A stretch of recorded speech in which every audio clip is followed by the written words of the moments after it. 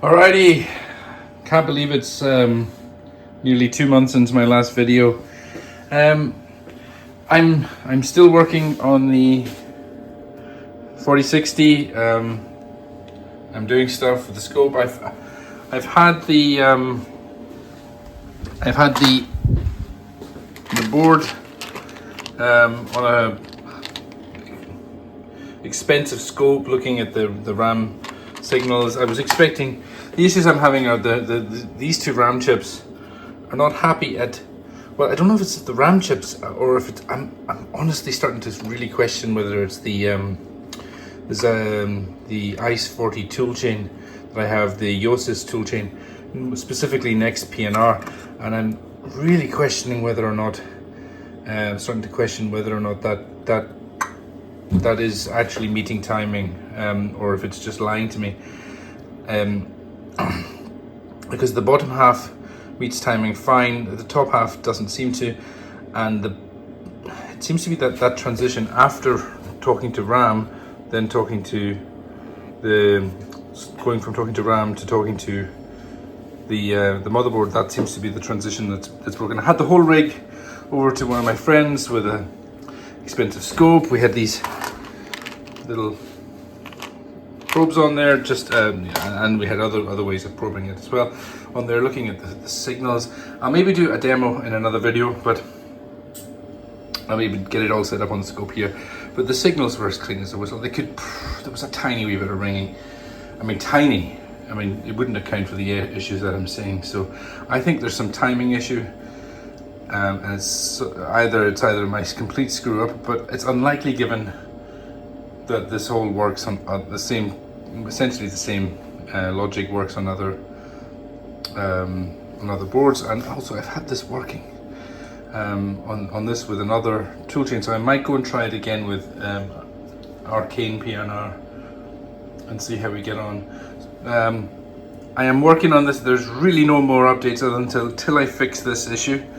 It's the RAM, the top side RAM is not happy.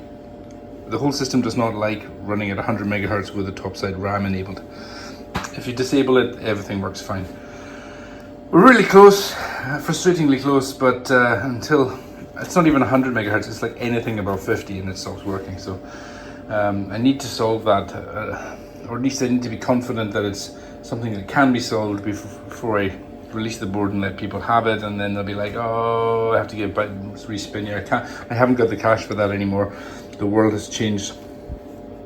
So that's the 4060 setup. I built another one. I have exactly the same problems with it. So I'm pretty sure that that's the well, I have no idea what's the problem, and I'm sure as soon as I find it, it'll be easy and trivial to discuss. But there you go.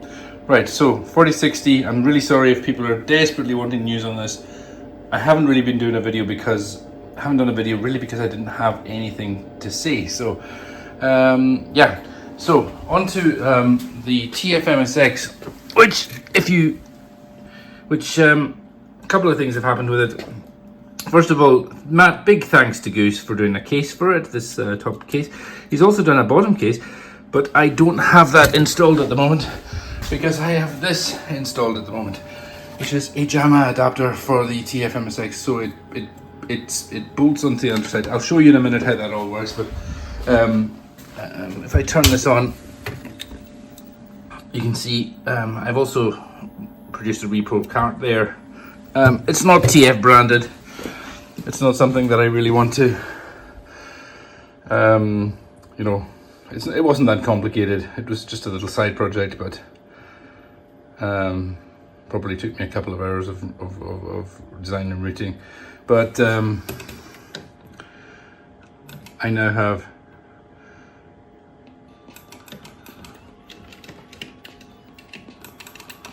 TFMSX has got a JAMMA board.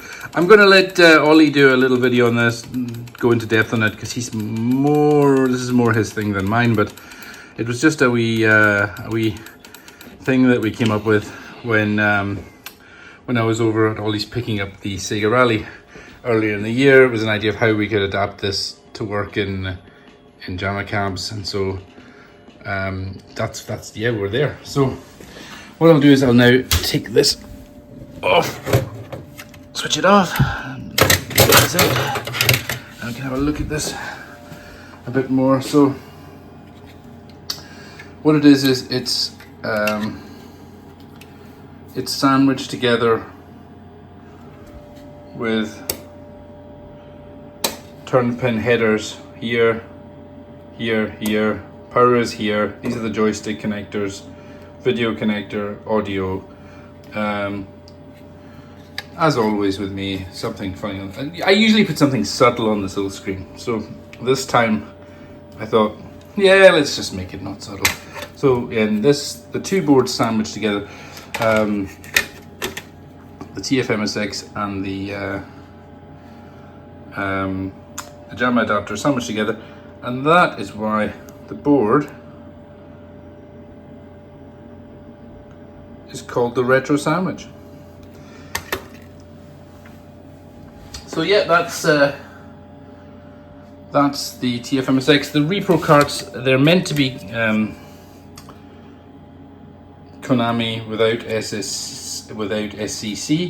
I managed with one patchware, which I've built into the next iteration of the design. They can do either the Konami with SCC or without SCC. Obviously they don't have an SCC on them, but you could play the game. So you could pick which mapper. I think this would support 3 or 4 mappers, probably 4 mappers in total. And well, my idea is that I'll have a piece of logic in the CPLD, and you pick the map. This has been changed to jumpers on the next revision of the board.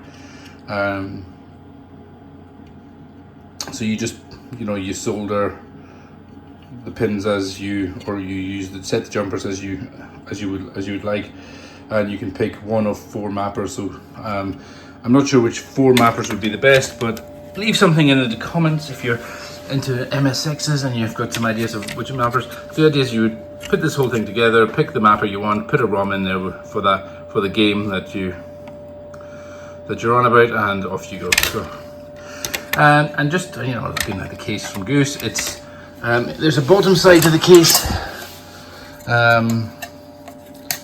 which bolts on, but at the moment I'm bolting on the Arse Biscuits adapter. So but otherwise you could put that one on, and it looks kind of nice. It looks nice. It's got a bit of weight to it. Focus. It's got a bit of weight to it. It's good. Really happy with it. Generally just really happy with the way this has all come. The whole TFMSX thing is kind of starting to take on a life of its own now. So which is good, I suppose. It's good. And people seem to be interested in it. And apparently Chucky is going to be making them. One word of warning, just for anybody thinking of building them. Let me see if I can find. Yeah.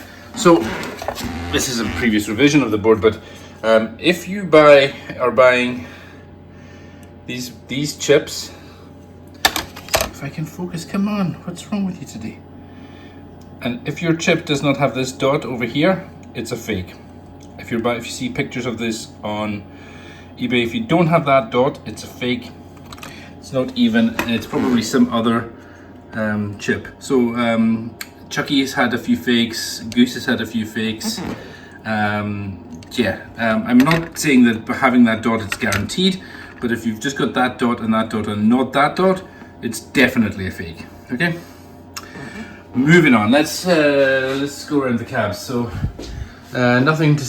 Oh come on! What's going on with my focus today? I've lost my focus. So that guy, all good. That guy, all good. These guys are as they were. This Double Dragon that I got from Ollie, I'm using it as a JAMMA test cab now. So I'm just sticking, like you saw earlier, the TFMSX in it. I've got this whole setup again for doing Neo Geo stuff and maybe reignite that project. This is the board out of the Sega Rally. I've I've cleaned it, I've dishwashered it, I've you know, I've been around all the pins on all the QFP pin chips, and I've just got rid of all the corrosion and everything. I've done a sort of like a meditative hour or two of just going around it with a scalpel and the microscope, just getting all the corrosion out and just checking for it. But I haven't tried to power it up yet. I might need some help from some people to figure out what to do to hide it, to power it up. I got this PC, which is a backup for the Sega Rally if the main board doesn't work, or maybe I'll just have it there as a sort of a backup in general. So I'm through by, I think the only other sort of big update is I don't want to do like too much of I'll do a separate video of it on what I've done, but this has been restored. The pedals have been restored. The inside of the base has been de-rusted and painted. I've made a complete hash of some of the clear coat there. I'm going to have to do something with it, and well, we'll talk about that in another video. But it's getting there. It's the pedals are all sorted out, and I think the next stage is to grab that guy, put it back in, start putting the whole thing back together, bit at a time. I think there's a little bit of painting I still need to do here, but it doesn't actually look too bad. Maybe, and I think I'm going to go around the remaining bits of the side of it and just like treat it like a car, like put some car polish on it and see how bad is it, and then we'll make a decision from there. I don't really want to touch this if I don't have to because of the stickers and things. So yeah, and I think, I mean, this guy is in the queue, but I haven't really done anything with it. This is my dishwasher that packed in, and I got a new one, so you don't care about that. I think that's everything. Oh, well, there's some stuff upstairs. Let's go upstairs. Alrighty, so yeah, this is a little setup I'm doing I'm going on the off chance that you don't know, if you're one of Neil's Patreons and you don't already know, I will be doing a little talk in a presentation, bringing this along to show off. I'm trying to find as many of the absolute original first round prototypes. For example, this guy. I'll be making I'll be doing a talk at RMC Cave. I'll be doing a talk at Neil's on the 30th of July. If you're one of his Patreons, you can come along. I think you can get a ticket. It's Patreon only at the moment, I think. So I'm just getting a display set up here, and so I can go through my talk and make sure I know what I'm talking about. And I got some props as well. So yeah, over here, so my usual desk. I've been doing some work on the 1260 firmware. As always, I'm always doing work on the 1260 firmware, and the 1232 is being elusively annoying actually. And to be honest, I've lost a bit of patience with it, so I will come back to that in a couple of weeks' time and see what we're doing. And here's a sort of more bare version of the TFMSX, and on this one you can see where the JAMMA headers are. They're sort of strategically the JAMMA breakouts that we use on the let me see if I can find the JAMMA NARS biscuits board. We've got one here, hold on. Yeah, there we go. So you can sort of see where they match up. The two pretty much marry up exactly. So that you get the joysticks, video, audio, and there is a little provision I've made. So what I'm calling the JAMMA connector. Two of these two are wired to the arm, and they're also wired to spare buttons on the JAMMA connector. And what happens is when the arm detects, we haven't implemented it yet, but when the arm detects those those buttons are closed, it can inject like F1, F2, and F5 depending on what game you wanted to set the machine up for. So I think F1 and F2 were what I had in mind. I've noticed some games are F5, so we can have a think about that. But basically, yeah, since the ARM is a keyboard controller, it can fake a keyboard press. And yeah, these are the sort of bare first revision MSX cards.